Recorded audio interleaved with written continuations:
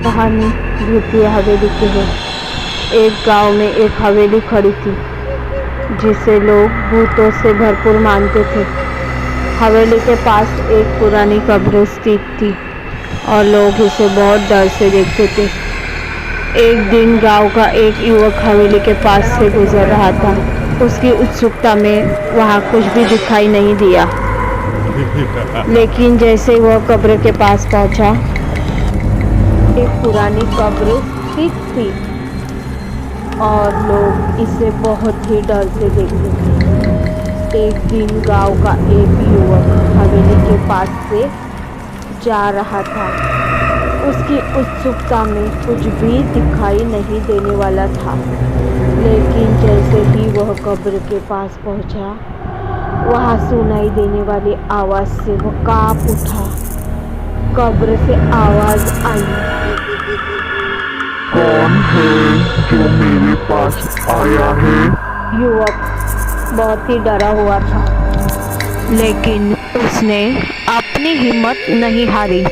वह बोला, मैं ही हूँ, एक गांव वाला। कब्र ने कहा, क्या तुम मेरी मदद कर सकते हो? पसीने से लथपथ होकर युवक ने डरते हुए, कांपते हुए आवाज से कहा, मैं और आपकी मदद कैसे?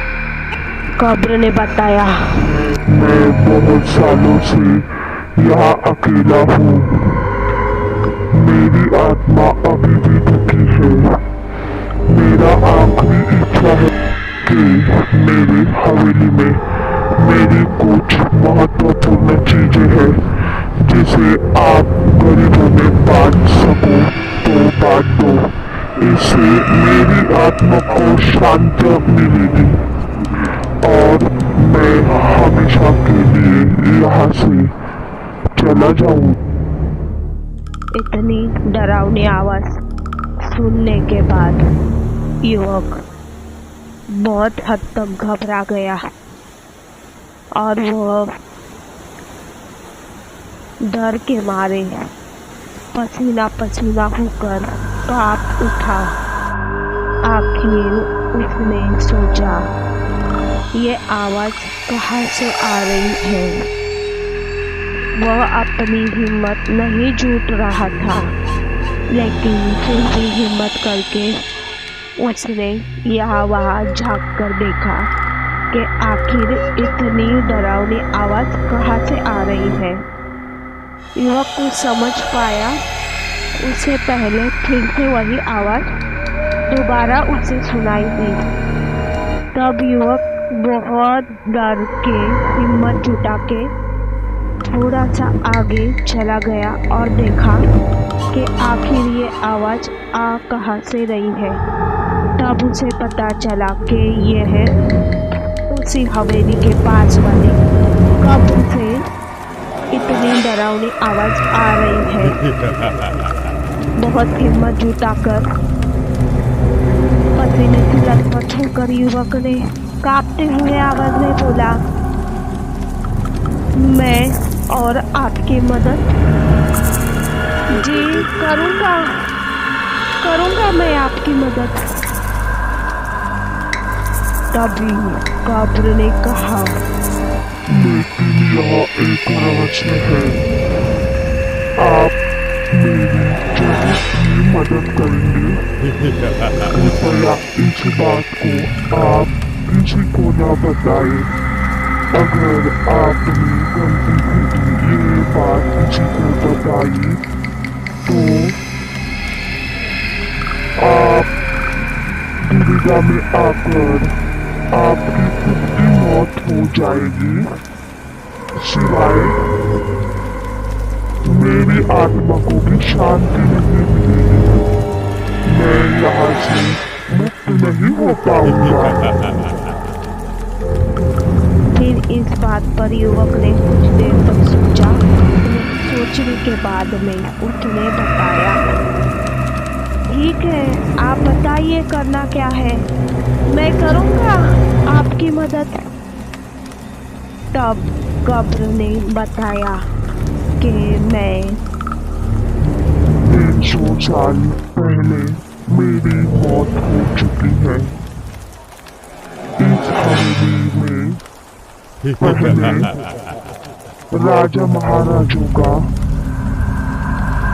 रहन सहन हुआ करता था, जो मरने के बाद इस कब्र को किसी ने सील करके उनकी धन दौलत को अंदर ही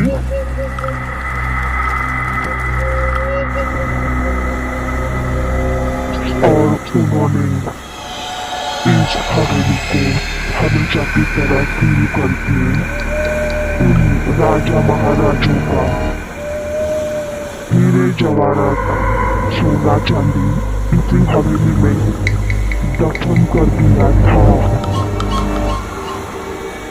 लेकिन जब मुझे इस हवेली के बारे में कुछ भी पता नहीं था और मैं यहाँ रहने आ गया, तो मैंने सील किए हुए दरवाजे को खोलकर बहुत बड़ी गलती कर दी थी और राजा महाराजाओं के जमाने के पुराने हीरे जवाहरात को भी मैंने दफन से बाहर निकालकर खुद अपनी मौत अपने हाथों लिखी थी,